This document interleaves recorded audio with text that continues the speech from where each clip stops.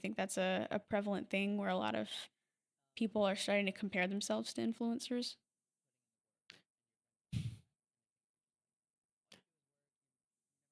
I don't know. I can't speak for other people, but I don't.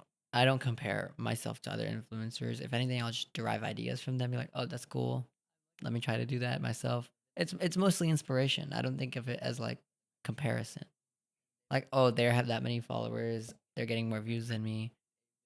I don't know. It doesn't really matter to me. I can't speak for others though. But I would say don't compare yourself to others because like they were where you are at right now. You know what I mean? Like they didn't just magically start their Instagram account with 200,000 followers. You know, they were once at the same followers that you have right now. And someone could be looking at your account and think the same thing where, you know, you could have like 2,000 followers and someone is at 200 and they're like comparing themselves to you. But, you know, you were once at 200 followers. You know, you were always at those milestones that the person's at.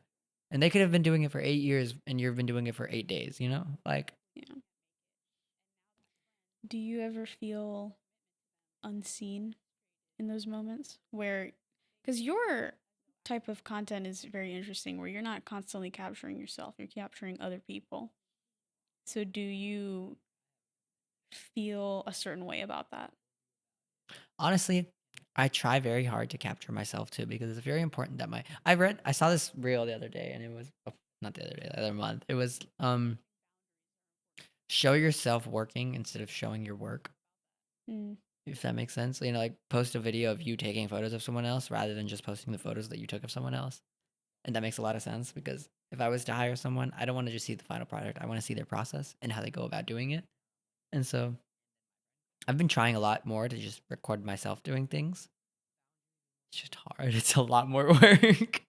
It's like I have to edit their gallery, and then on top of that, I have to edit myself. Like you can't just be a photographer anymore. You have to be a content creator as well. And I feel like that's a very like the whole industry is coming to understand that, especially the younger photographers, the younger videographers, Yeah. compared to the older ones. Where like we know that we have to, post more than just our work to get clients. We have to post ourselves working. So there's a lot of extra work now. Yeah, there's a lot more extra work now because of social media, but it pays off. Like if you're gonna be old and not think you have to do that and you'll still get clients. You'll find out the hard way. Do you ever get mad about that? Yes, it's frustrating as hell. It's like, oh, I wish all I had to do was that. But you want to. It's fun too. Like at the end of the day, I like watching myself work, thinking what I can do differently. But it's just frustrating because there's more work to do. How do you get over that anger It's and not that anger. frustration? How do you get over that frustration? Just do it. Just do it. Just do it. It's just you. It's just complaining. It's just like when I was a kid, I didn't want to eat food. Sometimes I just complained, but at the end of the day, I still Still eat gotta the do it. food. Complaining doesn't get you anywhere, so you just gotta stop doing it.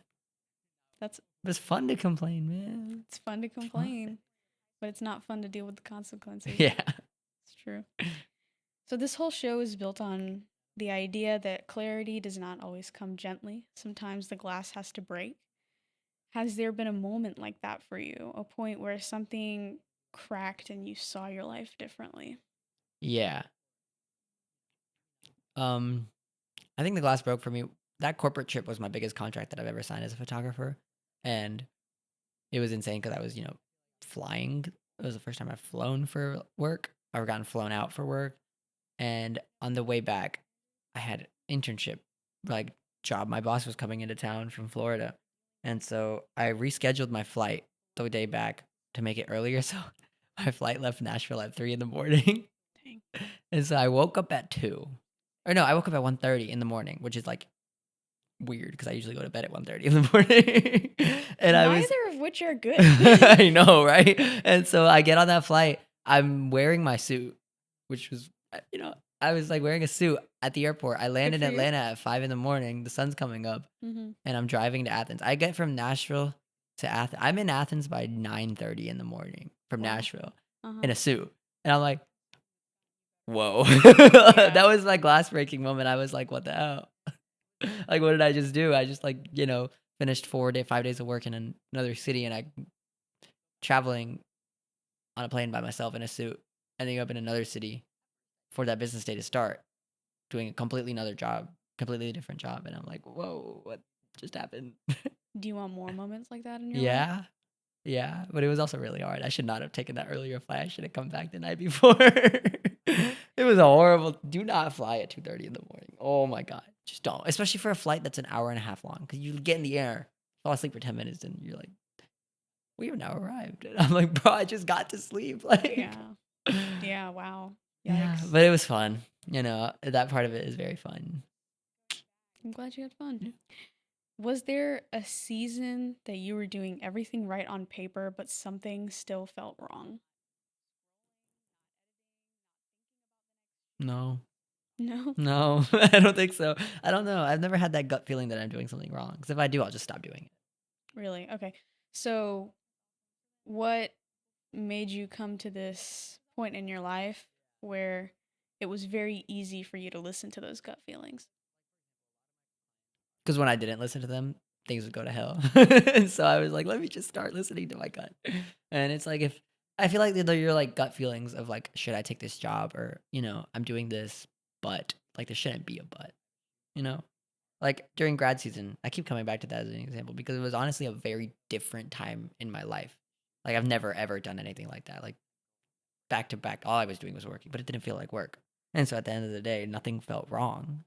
But on paper, I was doing everything right. And so, like, I was, you know, it all clicked.